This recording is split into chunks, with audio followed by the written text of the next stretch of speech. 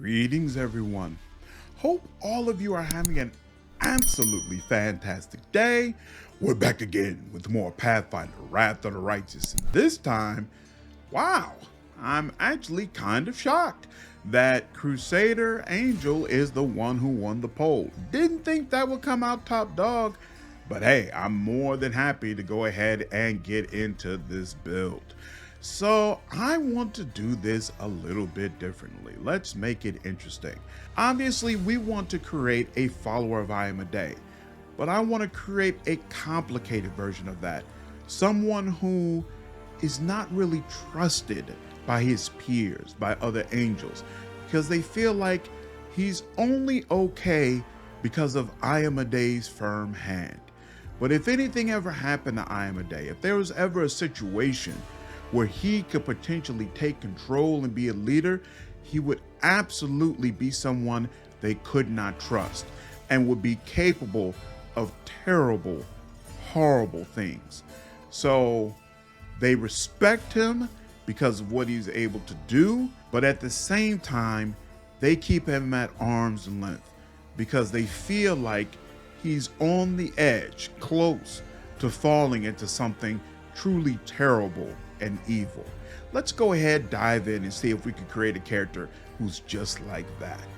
And we're gonna go cleric, crusader, human, male. Background selection, we're gonna go into acolyte. So by being an acolyte, it's gonna allow you to use your wisdom instead of charisma when doing persuasion checks. Our character, again, is mistrusted and is not considered to be a straight up persuasive person, but he's great at intimidation. People around him definitely fear him and fear what he's capable of. All right, now when it comes to attributes, unfortunately, it's a little bit wonky. So we put a 17 here in strength, and we did put the +2 racial bonus here as well.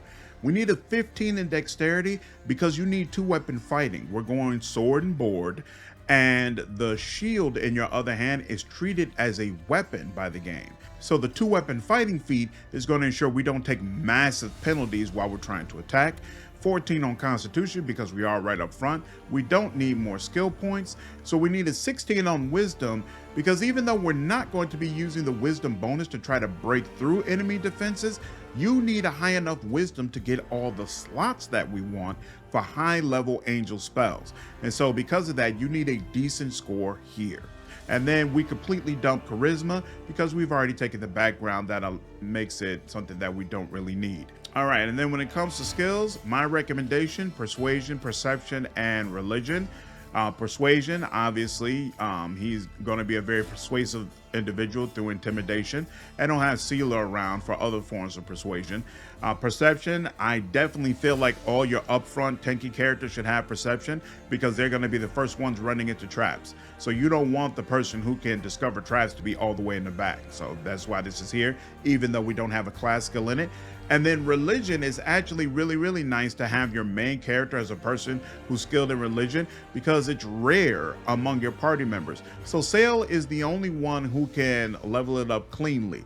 You can have Ember increase it as well, but since she's not doing anything with wisdom, it's not going to be nearly as high. So having a character like this who's going to have a very solid score in wisdom while also building up religion is great for your party. It's going to help make sure that the corruption stays as low as possible while you're navigating the world map. All right, and for your first feat at character creation, I would go ahead and pick up dodge. You're going to be right up front, taking a lot of the brunt of what enemies have coming your way. So I like giving myself a little bit of extra protection.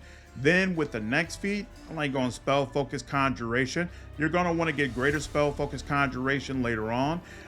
But right here, right now, it's probably one of the best feats that you can get. We haven't gotten high enough to be able to get some of the other martial feats that are really going to be able to help you. Obviously, as far as deity, you're going to get I Am a Day. And then when it comes for a domain, like I said before, you're our avatar of war. We're going to choose the war domain.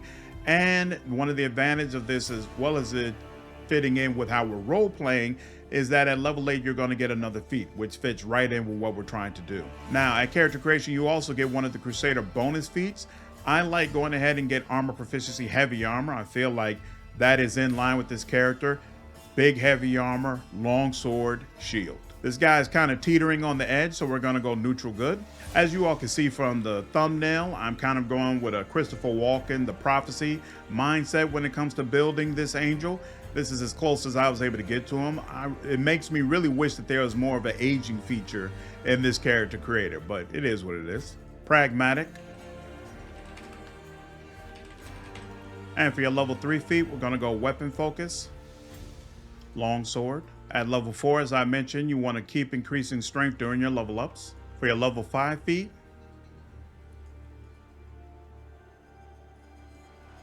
grab 2 weapon fighting. So if you didn't take this feat, you're going to have a -6 and a -10 penalty with your primary and secondary hand respectively.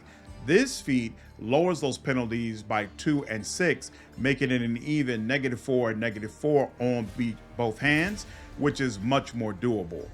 You have to have a 15 in dexterity in order to be able to take this feat. It used to be that you could put on a belt that increased your dexterity, but I tried doing that with my Sela build, and I heard from multiple people that it seems like they patched that out, where now it's going to look at what is your actual real dexterity score when looking at this feat. Consequently, we will not be taking improved 2-weapon fighting or greater 2-weapon fighting, but we are going to get another way to give this character additional attacks that will help make up for that. And then for your Crusader bonus feat, go ahead and take Shield Bash. For your level 7 feat, you already know what I'm about to do. Get Outflank. As I've said many times before, whether you are a melee or an archer, you should absolutely be picking up this feat. Huge increase in damage for you, both because of the increase in the attack bonus on flanking and the fact that all of your party members are going to get an attack of opportunity if any one of them with this feat hits with a critical hit. And then for your level 8 feat, ignore improved 2-weapon fighting here. The base dexterity in this build will not allow you to be able to select it. You have to have at least 17. So instead, we're going to scroll down and we're going to take Double Slice, which is going to add our strength bonus to damage rolls made with our offhand weapon, or in this case, our shield. For your level 9 feat, get greater spell focus, Conjuration. Around level 9 is when you should be able to pick your mythic path, so you're going to be able to get those angel spells, and you're going to be able to combine your angel spell book with your cleric spell book, which means right from the jump you should have access to level 6 spells. That is going to be a major change for your character. You want to make sure you can take full advantage of it. For your level 10 Crusader bonus feat, get improved critical, long sword. At level 11, get power attack. At level 13, get critical focus. At level 15, grab shield master. And then for your bonus feat, get greater weapon focus, long sword. At level 17, grab bashing finish. So we've already put feats into improved critical and critical focus, and we're also going to get the critical mythic feat. So now with bashing finish, whenever you score a critical hit, you can make a shield bash attack against the same target using the same bonus as a free action. So all of this kind of spirals into just more and more damage that we could potentially do to our opponents. For your level 19 feat, get staggering critical. And then for your level 20 feat, get weapon specialization, long sword. Okay, so now that we've went through the character level, let's go ahead and look at the mythic levels. At mythic level 1, pick close to the heavens. And then at the beginning, you're obviously going to be missing a ton because your strength score just isn't as high as you would usually want it to be for a melee-based character. So I would just go ahead and pick Thundering Blows to ensure that even when you miss, you're doing a ton of damage to the enemies that are around you. At mythic level 2, even though we have destructive shockwave here, your strength score isn't high enough for the strength bonus to really make a huge dent in the enemies you're going up against. So instead, honestly, I would go into extra mythic ability and go ahead and pick up abundant casting, because you definitely want to get more slots for all those amazing angel spells. At mythic level 3, get improved abundant casting. So that's going to give you more spells of 4th, 5th, and 6th level, Angel Spellbook doesn't really get great until 6th level, but the spells at 6th level are just absolutely insane. So you want to absolutely have more castings of them, even as a melee-centric character. We're going to combine the spell books. At Mythic level 4, get improved critical longsword. And then you also get access to Sword of Heaven, which it provides you a boost on your weapon damage and I believe your healing as well.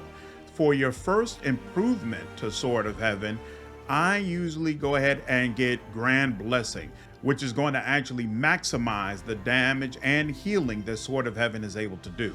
At Mythic level 5, get Enduring Spells. Now, in addition to Sword of Heaven, you also, as an angel, get a halo that is going to affect both you and all of your party members. I think there are two great options for this particular build, and it kind of depends upon what your playstyle is or how your team is set up. There's Burning Bright, which is going to, in a 50-foot area, cause all demons and undead creatures to take 2d6 plus mythic rank points of holy damage each round. And then there's also Unfailing Beacon, which means that the angel doesn't suffer any damage from ally spells that have an area of effect. And if the angel is the main target of such a spell, it becomes empowered, as though using the Empower spell feat, and the DC of the saving throws against it is increased by 2.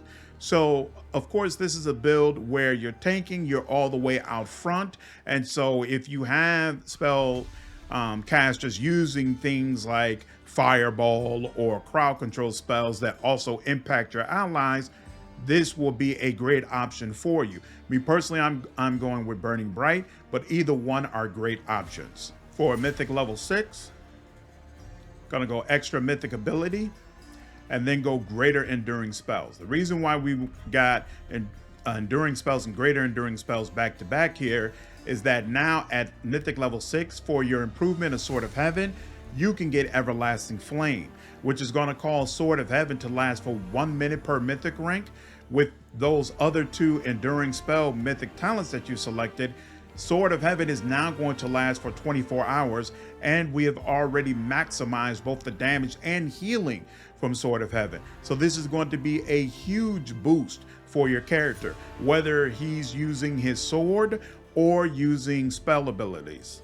At Mythic level 7, get Greater Abundant Casting, and then you get to improve your Angelic Halo once again. One other really nice Halo that I forgot to mention last time is Piercing Rays. Piercing Rays actually causes all enemies in a 50-foot area to suffer a penalty to spell resistance equal to 1 plus half the angel's mythic rank, as well as a penalty to all saving throws equal to the half the penalty to spell resistance. So again, if you have a lot of spellcasters, this is a absolutely fantastic option for you. So at this second upgrade, for me, it's between Piercing Rays and Unfailing Beacon. I'm picking Unfailing Beacon. At Mythic level 8, take Destructive Shockwave. So now you get a list of improvements for Sword of Heaven again, but this time it's greater improvements. So it adds 4. I think 3 are all great for this build.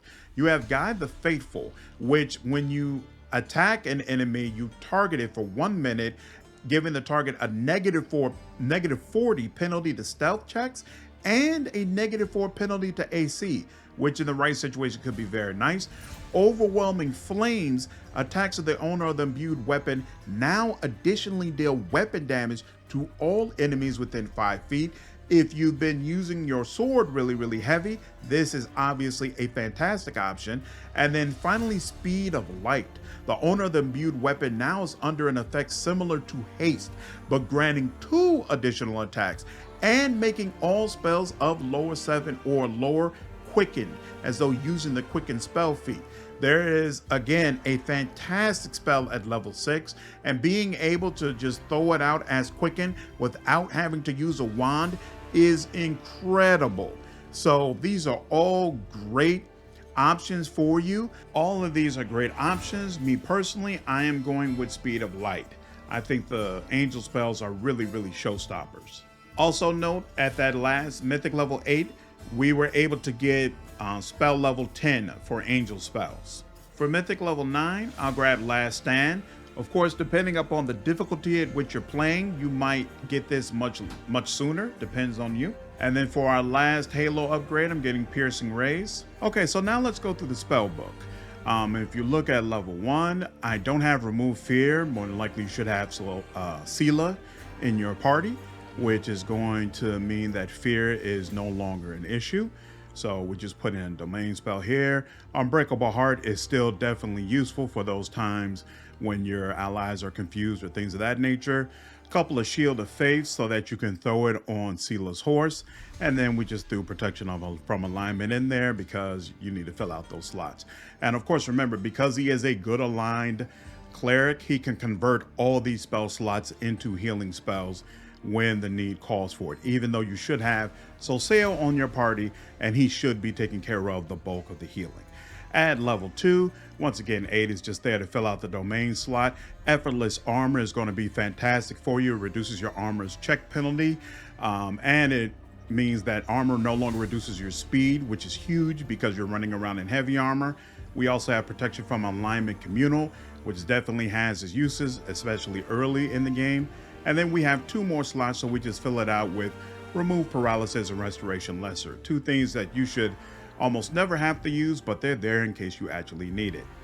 Level 3, Magical Vestment is going to be a huge armor boost for you and your companions. So we have 4 in here, 2 for Sela and Solsail respectively, and then you're going to need 2, 1 for armor and 1 for your shield. We could actually throw in 1 more casting to put on her horse as well. Archon's Aura is nice to have because it's not affected by our target spell resistance. They're just going to attempt to will save. Of course, because we haven't specialized in evocation, the difficulty class for the spell is low. So there are a lot of enemies that are going to be able to ignore this. But again, because of the way we spec this character out, it's going to last for 24 hours and some enemies will be affected. And if they are, they're going to take a -2 penalty on attack rolls and saving throws. So it's nice to have. Delay Poison Communal is absolutely fantastic. There are a ton of enemies that will try to poison you in a ton of different ways. Shield from Demonkind is very, very nice to have.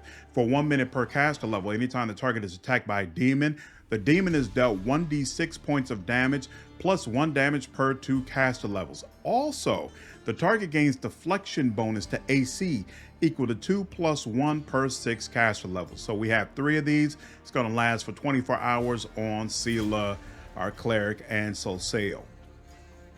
At level 4, in the domain slot, we'll put Divine Power, which is going to give you a luck bonus on attack rolls, weapon damage rolls, strength checks, and strength-based skill checks. And we also have 4 castings of Greater Magic Weapon, 1 each for Solsail and Sela. And then you're going to need 2, 1 for your shield and 1 for your melee weapon. And then we also have 3 castings of Crusader's Edge to help with us as well. And then 1 casting of Restoration, since we have an extra spell slot where we need to throw something in. Obviously, for your team, you definitely want to have Death Ward on all your frontline people, and it's nice to have Protection from Energy Communal and Resist Energy Communal if you know what type of energy you're running up against, but Solsail should be handling those castings. Then at level 5, we just threw Flame Strike in there because it's a domain slot, so there are only a couple of options. Spell resistance is fantastic to have in your party members. It's going to give them spell resistance equal to 12 plus your caster level, and that's going to last for 24 hours. Sacred Nimbus is going to do some damage to any evil creature that attempts to attack you. And then Cleansing Flames is nice if for whatever reason things get really, really rough. It's going to deal 1d6 holy damage per caster level to enemies. And then allies take 1 damage per caster level, but they're healed from any ability to score damage, blindness, confusion, dazzled, exhausted, fatigued, nauseated, and sickened conditions. If we did not have other angel powers, this will be a nice way to damage enemies. It's not impacted by a target spell resistance, but as you'll see, we've got much better options for when we want to damage enemies, starting with level 6. So we threw in Blade Barrier because we need a domain spell, but it's gonna be impacted by the target spell resistance. You do not have any spell penetration, so you're not going to be able to hit enemies with this. True Seeing Communal is absolutely a requirement to be able to break through all the concealment and invisibility spells that your enemies love to be able to cast. And then we get to Bolt of Justice, which is the reason why you want to specialize in conjuration. So Bolt of Justice and its upgrade are fantastic powers. First and foremost, they are not impacted by a target spell resistance. And then it's going to automatically do holy damage that gets more and more powerful based upon how evil the creature is that you're facing. All the way up to if you're facing a demon lord, evil dragon, or lord of the undead, it's automatically going to do 1d12 points of holy damage per caster level, and the target is going to suffer a -4 penalty to AC attack rolls and saving throws. Then they will do a reflex saving throw to see whether or not they are going to become prone. Just amazing, amazing stuff. By specializing in conjuration, you're going to raise the difficulty class up a little bit to give a greater chance of proning the enemies. Of course, because we didn't go the mythic route of increasing the DC for conjuration spells, you're probably still not going to be able to prone some of the really, really powerful enemies in the game. But most of the trash mobs you're going up against, you'll be able to do this version of crowd control on them relatively easy. So it's just a great, great spell to have in your repertoire. Level 7, Power Word Blind, because we need some in the domain slot. The Angel gets ward against weakness, which is going to make all of your allies immune to fatigue, exhaustion, nauseated, sickened conditions, diseases, poisons, ability damage, and ability drain for 10 minutes or 24 hours in our particular case.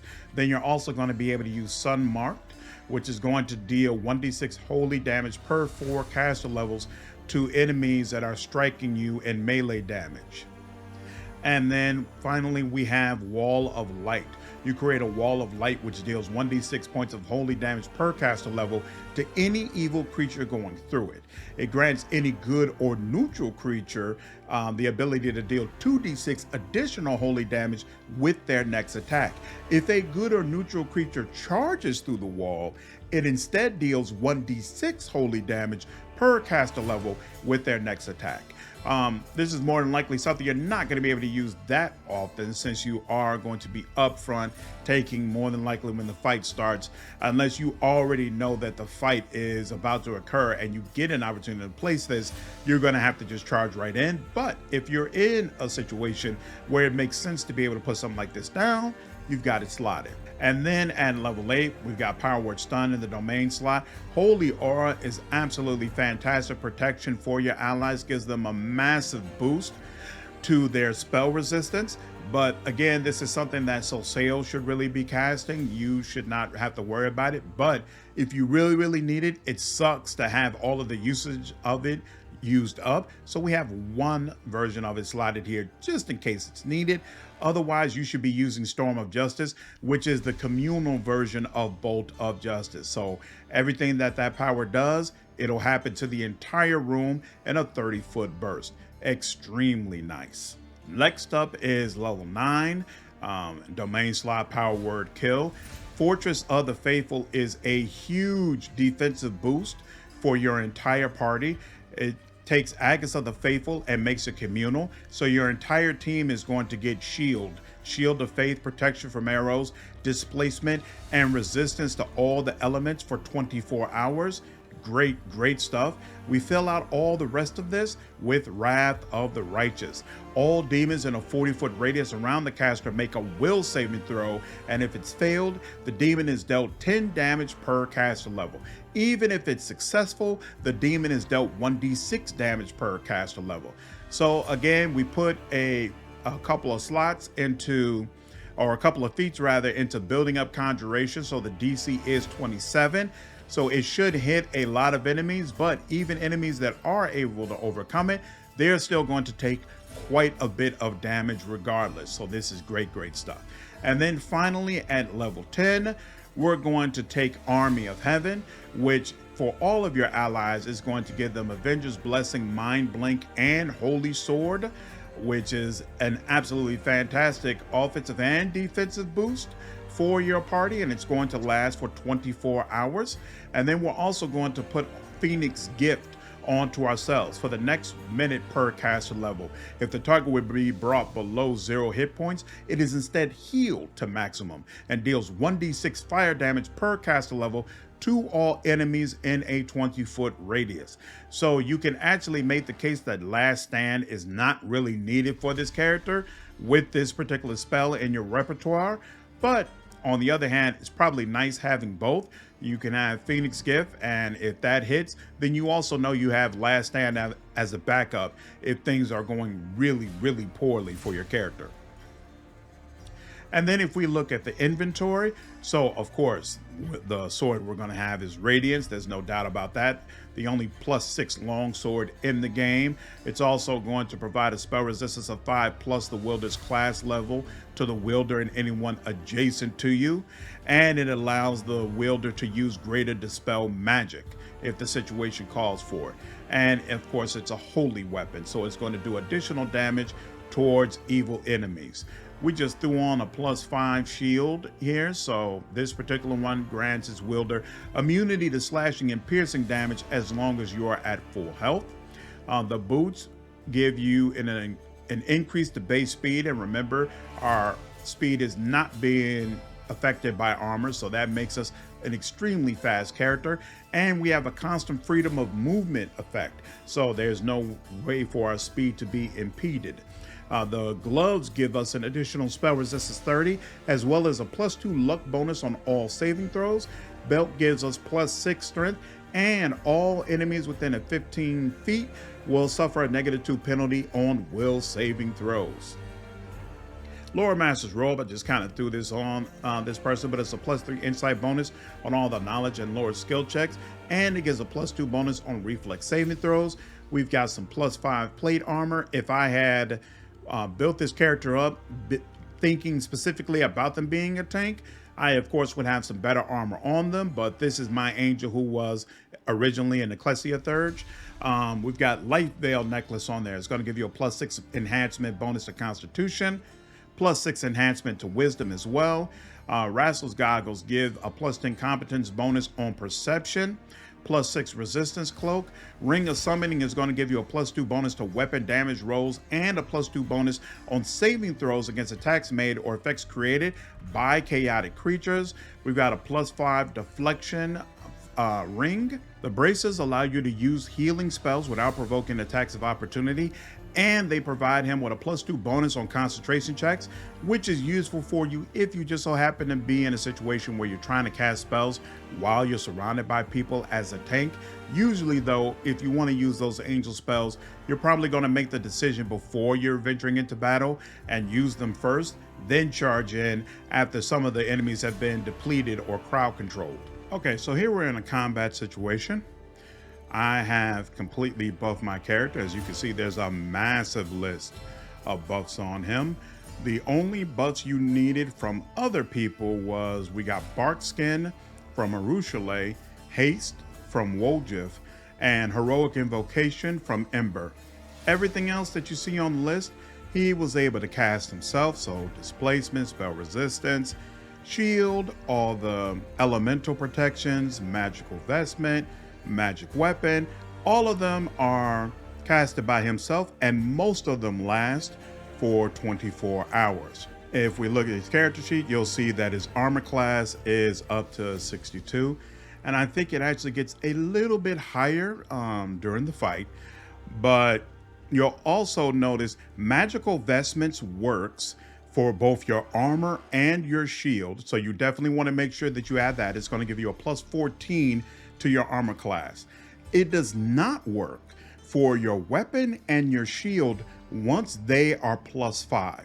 So all throughout the game, Magical Weapon is absolutely fantastic to use, but once you have access to +5 weapons, it immediately loses its efficacy. So just keep that in mind. And with that, I have bumped this up to core, just because I'm curious if I can use this build on my core playthrough.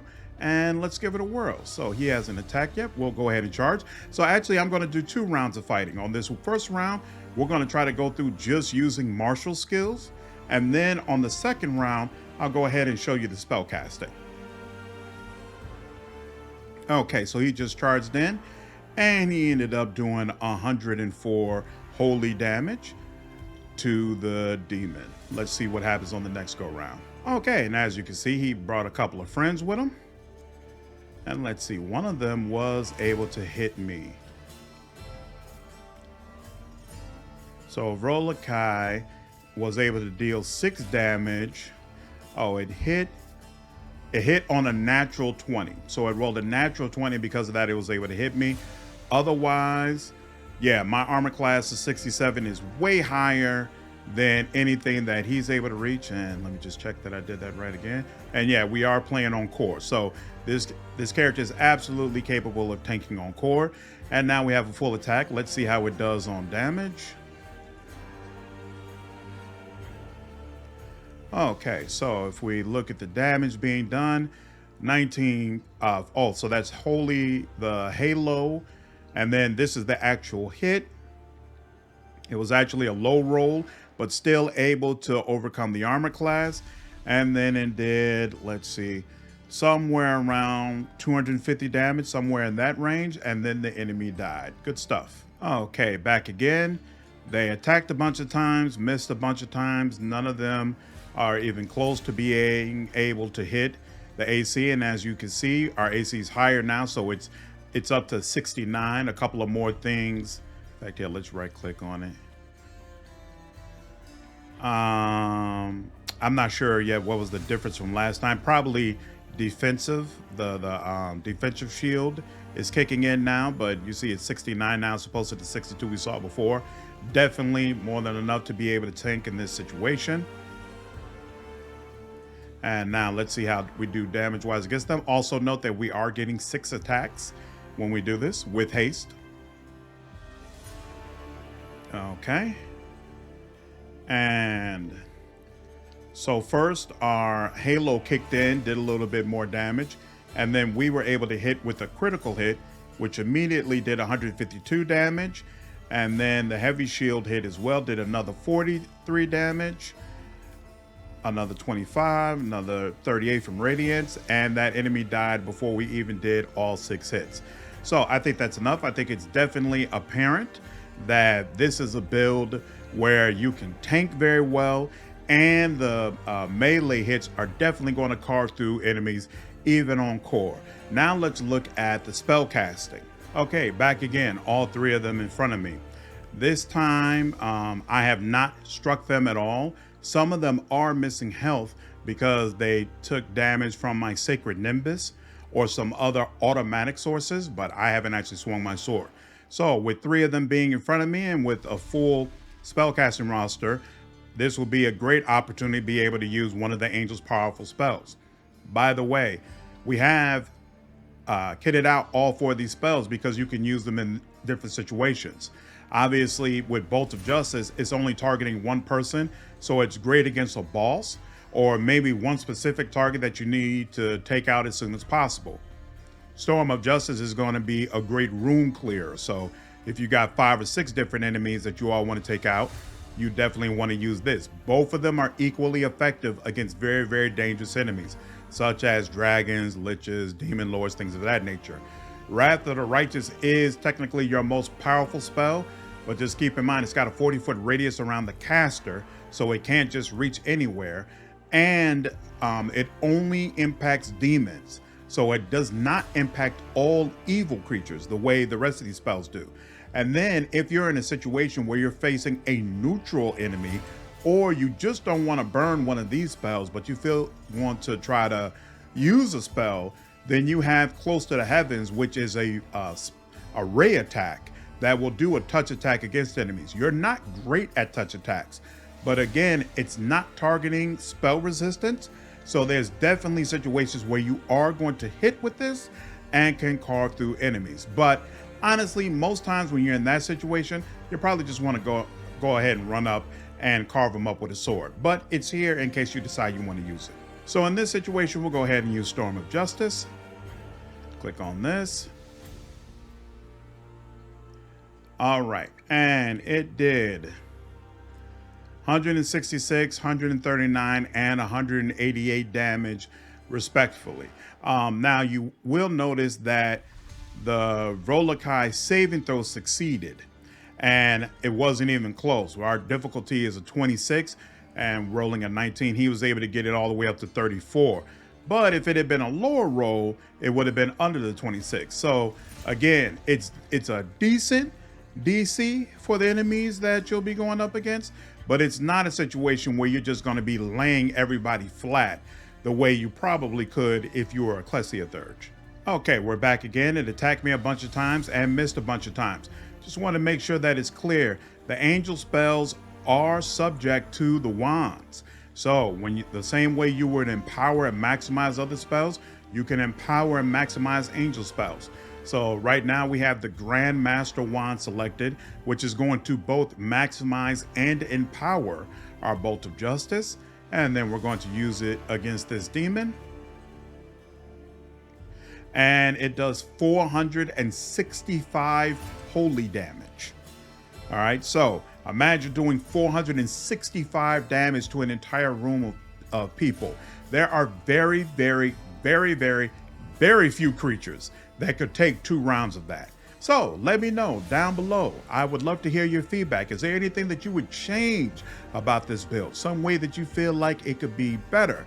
Let me know down in the comments. And as always, if you enjoyed this video, please leave me a like down below, share this video, and subscribe to the channel if you haven't already.